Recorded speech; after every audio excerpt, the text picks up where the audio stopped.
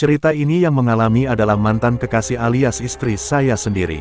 Kejadiannya di bulan Februari tahun 2012, hari dan tanggalnya saya lupa. Istri saya itu bekerja di salah satu universitas swasta di Yogyakarta.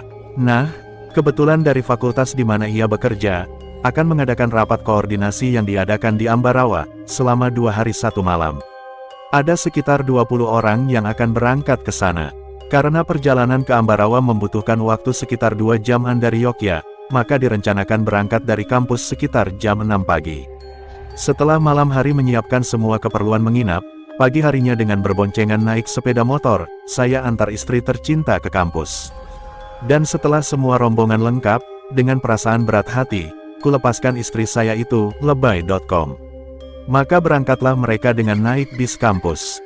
Singkat cerita, setelah sampai di sana, di hotel, maka dilakukan pembagian kamar dan kemudian melakukan aktivitas sesuai dengan jadwal yang telah dibuat sebelumnya. Kegiatan pada hari pertama berakhir pada jam 21 malam. Nah, cerita seramnya terjadi di kamar yang ditempati istriku berdua dengan Ibu Yani.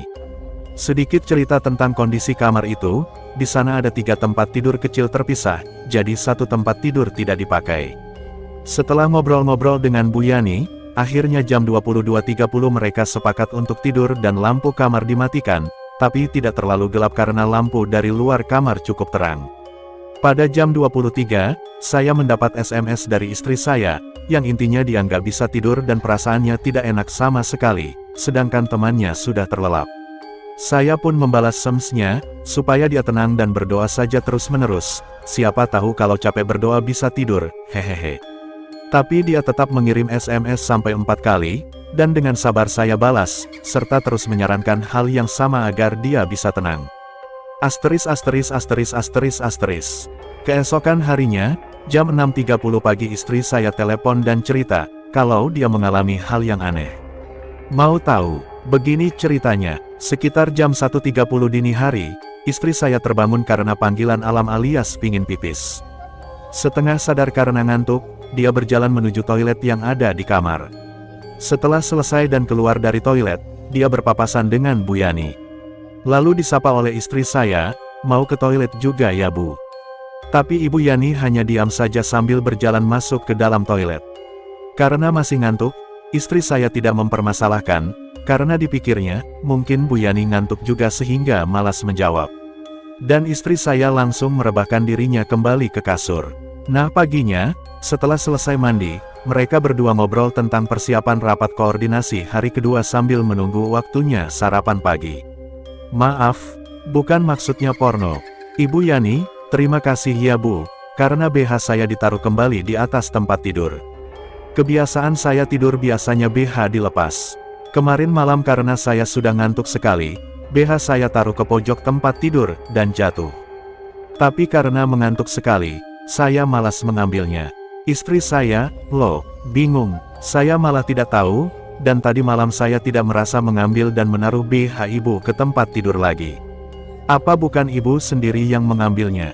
Oh ya, tadi malam saya ketemu ibu, waktu saya habis dari toilet, dan ibu juga mau ke toilet, lalu saya sapa, tapi ibu diam saja. Mungkin karena ibu terlalu mengantuk jadi agak malas membalas sapaan saya ya. Ibu Yani, kapan Bu? Tadi malam saya tidak bangun untuk ke toilet. Wong saya itu kalau sudah tidur, susah bangunnya Bu. Istri saya, swear Bu. Tadi malam saya lihat dan menyapa ibu.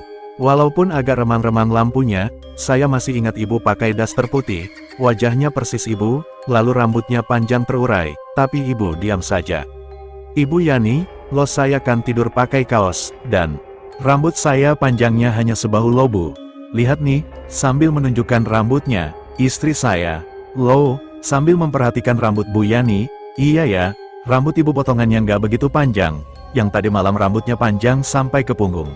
Jadi yang saya temui semalam itu siapa ya? Akhirnya mereka berdua terdiam, lalu mereka dengan tergesa-gesa bergegas meninggalkan kamar menuju ruang makan. Cerita punya cerita, memang sering ada kejadian aneh-aneh di hotel tersebut, itu kata salah teman lain yang sudah pernah menginap di hotel itu. Kalau ada rakor atau acara lain dari universitas, begitulah cerita istri saya di telepon. Untunglah, hari itu siangnya acara rakor sudah selesai, dan akhirnya mereka kembali ke Yogyakarta. Kalau seandainya masih menginap lagi, mendingan pindah kamar lain, kata istri saya.